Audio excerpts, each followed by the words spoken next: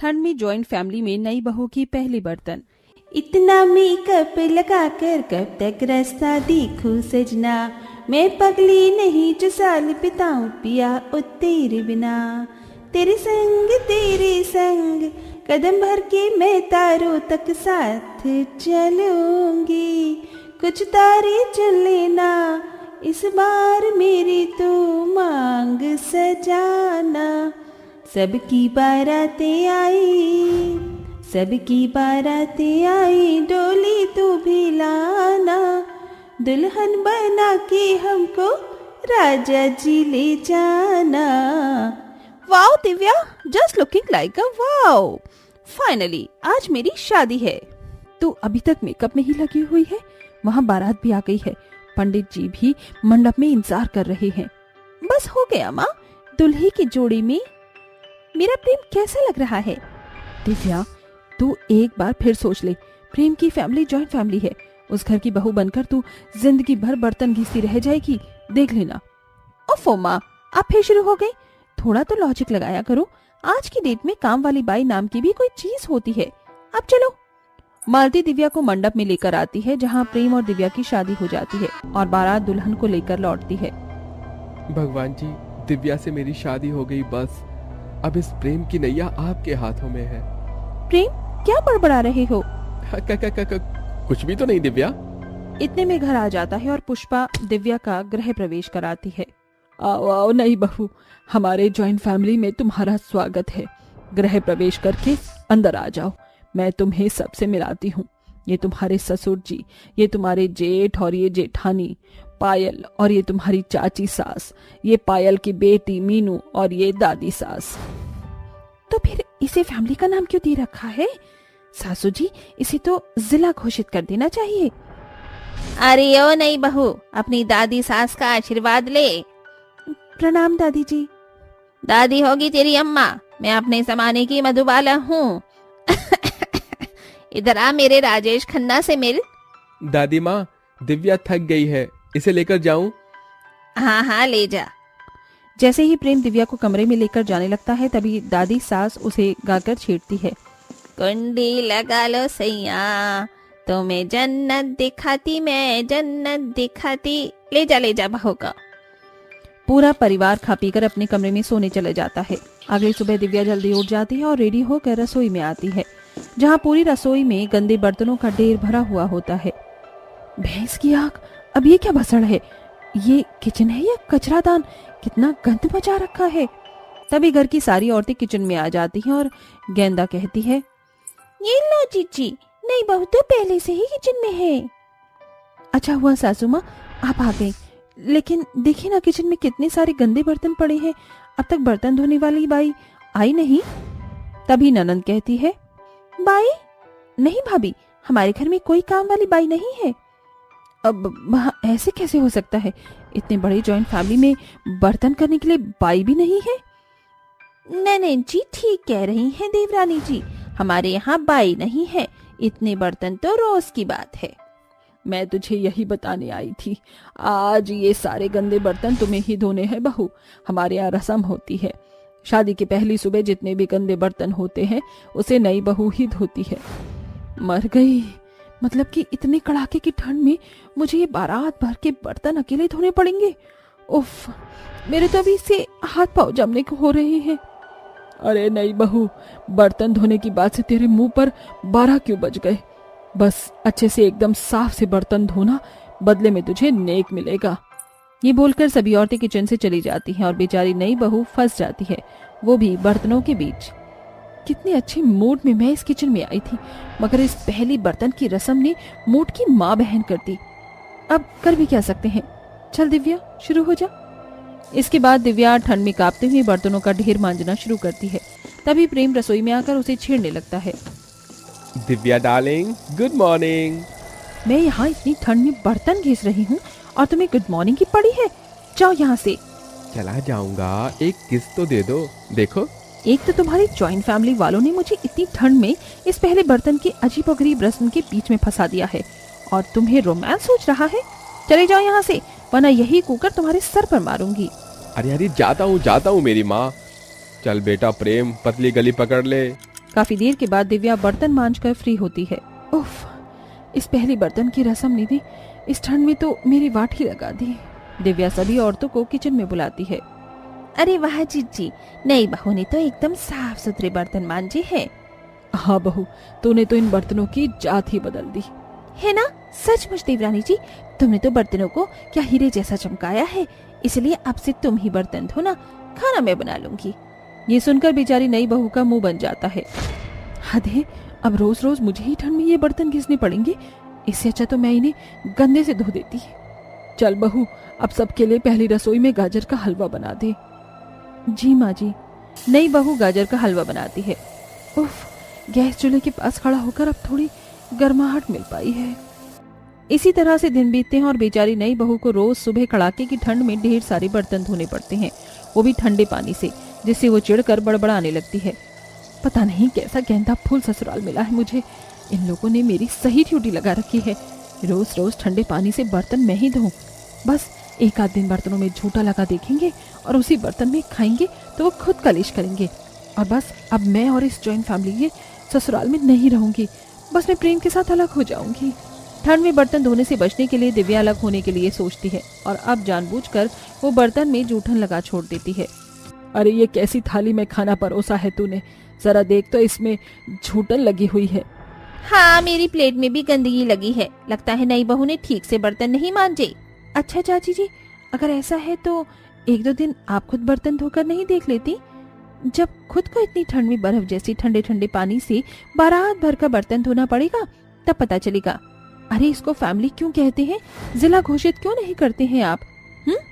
चाचा चाची, सास ससुर, कच्चे जेठ जेठानी, कच्चे बच्चे, सबके सब एक ही परिवार में जमे हुए हैं। जब से शादी करके आई हूँ बर्तन घिस घिस कर मेरे हाथ कैसे हो गए हैं। सभी को नई बहू की ये बात बहुत बुरी लगती है, मगर उसके बर्ताव के पीछे का परिवार में ना ढल पाना भी वो समझते हैं और ये बात पूरा परिवार बहुत समझ जाता है और वो अपने अपने खाने की थालियां खुद धोने लगते हैं, फिर चाहे वो घर की औरत हो या मर्द।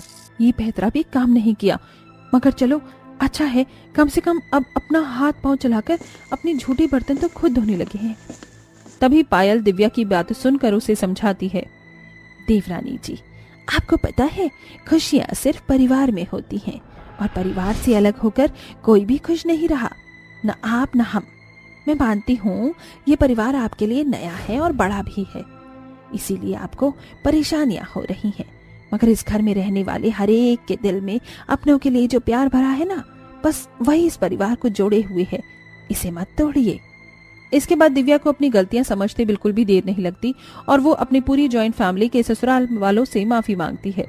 माँ, दादी माँ, चाची, नताशा, मुझे माफ कर दीजिए। मैंने जाने अनजाने में आप सबका दिल बहुत दुखाया है, मगर मैं भूल गई थी। अपने वक्त में इससे ज्यादा काम आपने भी किया है। कोई बात नहीं बहू, गलतियां किसी से भी हो सकती हैं। हम सभी इंसान हैं, मगर अक्सर ये छोटी मोटी नोकझोंक इतनी बड़ी बन जाती है कि बड़े से बड़ा परिवार भी टूट जाता है। तू बस इस परिवार को जोड़े रखना, इसे टूटने मत देना। इसके बाद सभी दिव्या को मौका देते हैं और घर की सभी औरतें एक साथ मिलजुल कर काम करती हैं। थोड़े दिन में दिव्या पूरी तरह अपनी जॉइंट फैमिली के ससुराल में घुल मिल जाती है। भिक्षा दे माँ, भिक्षा दे। एक गरीब औरत तेरे दरबार आई है, उसे खाने के लिए कुछ दे माँ। भिखारी औरत जैसे ही द्वार पर खड़ी होती है, लता की दोनों बहू उसे देखकर अपनी सास से कहती हैं, माँ जी, घर में अन्न का एक दाना तक नहीं है और हमारी द्वार पर एक भिखारी औरत खड़ी है। लता सिलाई मशीन से उठ जाती है और अपने दरवाजे के बाहर खड़ी हुई भिखारी औरत को कहती है, माफ करना बहन जी, हम तो खुद बहुत ज्यादा गरीब हैं। हमारे घर में आज अन्न का एक दाना तक नहीं है, ऊपर से मेरी सिलाई के पैसे भी नहीं मिले हैं मुझे। अरे बहन, ये कैसी बातें कर रही हो? भिखारी तो मैं हूँ और तुम्हारे घर में एक अन्न का दाना तक नहीं है, ये तो बहुत बड़ी बात है। खैर कोई बात नहीं, मैं किसी और द्वार से भिक्षा मांग लूंगी। वो भिखारी औरत वहां से चली जाती है, जिसके बाद बेचारी लता को बहुत ज्यादा अफसोस होता है। मैंने कभी नहीं सोचा था कि हम लोगों को इतनी गरीबी का सामना करना पड़ेगा। ऊपर से मेरे दोनों बेटों को कहीं पर भी नौकरी नहीं मिल रही है। हे भगवान, अब तू ही मुझे कोई रास्ता दिखा।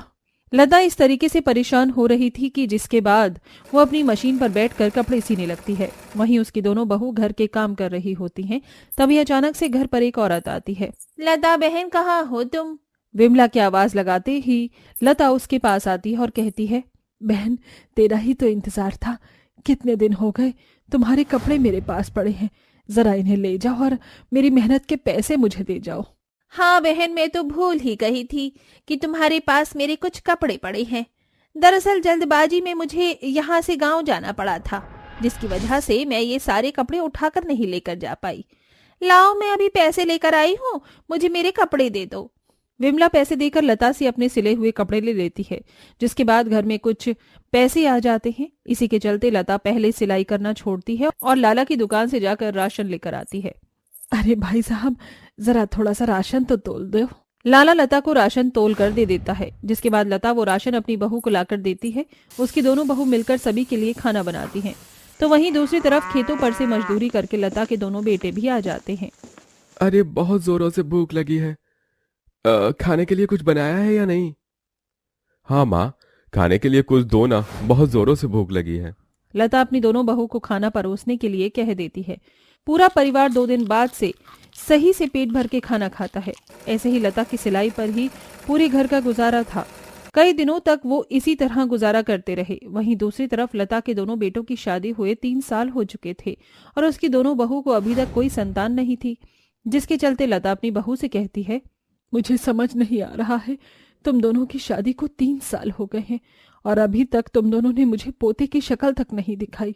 अरे कम से कम एक तो मुझे पोते की शक्ल दिखा ही दो। माँ जी, ये सब तो भगवान के हाथ में है, हमारे हाथ में थोड़ी ना है। अगर हमारे हाथ में होता तो पता नहीं कब का आपको आपकी गोद में पोता दे देते। हाँ, बड़ी सही कहा। वैसे मैं तो कहती हूँ एक बार हम दोनों का चेकअप करवा लीजिए। चेकअप हो जाएगा तो पता चल जाएगा कि क्या परेशानी है और क्यों बच्चे नहीं हो पा रहे हैं।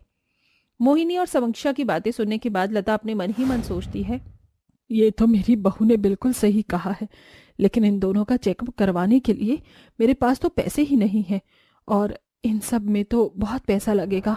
अब मैं क्या करूं? लता अपनी दोनों बहू का चेकअप करवाने के लिए दिन रात सिलाई करना शुरू कर देती है। सिलाई करके वो कुछ पैसे कमाती है और जब उसके पास कुछ पैसे इकट्ठे होते हैं तो वो अपनी दोनों बहू को अस्पताल लेकर जाती है और वहां उनका चेकअप करवाती है। चेकअप होने के बाद डॉक्टर लता से कहते हैं, दोनों बहू के चेकअप कर लिए हैं हमने और दोनों को एक ही समस्या है। इन्हें पेट में सूजन है और इनका 1 महीने तक इलाज चलेगा। उसके बाद ये बच्चा कंसीव कर सकती हैं। लता डॉक्टर को दवाई लिखने के लिए बोल देती है, जिसके बाद वो उन बचे हुए पैसों से अपने दोनों बहू को दवाई लाकर देती है। 1 महीने तक लता की दोनों बहू दवाई खाती हैं। लता खुद भूखी प्यासी रहकर अपनी बहू की खुराक और उनका अच्छे से ध्यान रखती है ताकि उनकी दवाई के कोर्स में कोई दिक्कत ना आए। 1 महीने बाद लता की दोनों बहू गर्भवती हो जाती हैं। माँ जी, आपके लिए हमारे पास एक बहुत बड़ी खुशखबरी है। हाँ माँ जी, और खुशखबरी ये है कि आप दादी बनने वाली हो। हम दोनों गर्भवती हो गई हैं। ये सुनकर लता को बहुत खुशी मिलती है, लेकिन बेचारी लता आगे के बारे में सोचने लगती है। तो मुझे अपनी दोनों बहू का और भी अच्छे से ख्याल रखना होगा ताकि उन्हें कभी किसी चीज की परेशानी ना हो और मेरे दोनों पोते स्वस्थ पैदा हों।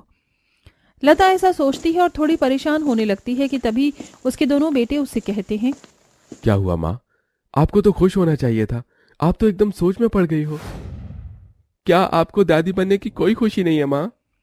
अरे पागल, तू ये कैसी बात कर रहा है? भला मुझे कोई खुशी क्यों नहीं होगी? मैं तो आगे के बारे में सोच रही हूँ। अभी हमें दोनों बहू का अच्छे से ख्याल भी रखना है और फिर आगे जाकर उनकी गोद भराई की रस्म भी करनी है। तभी दोनों बहू के मुंह से निकल जाता है, हमारी गोद भराई की रस्म में तो हम लहंगा पहनेंगे। कितना प्यारा लगेगा ब्राइडल लहंगा। चुप करो मोहिनी, तुम्हें पता है ना हमारे घर में कितनी परेशानियां चल रही हैं और इसके चलते माँ जी और हमारे पति ब्राइडल लहंगा कहाँ से खरीदेंगे?